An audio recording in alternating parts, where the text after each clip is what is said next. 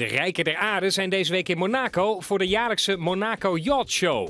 Een feestje voor iedereen die van boten houdt en daar de nodige miljoenen aan wil besteden. Jachtenbouwers uit de hele wereld tonen hier hun nieuwste pareltjes. Wat te denken van deze Silver Fast, voor iedereen die graag de langste wil hebben. En dan is het ook nog eens een keer het snelste aluminiumjacht ter wereld. Het heeft een eigen heliplatform, al kunt u daar natuurlijk ook de auto parkeren. De Silver Fast gaat weg voor 79,5 miljoen euro. Voor wie dat te goedkoop vindt, is er altijd nog de Solange.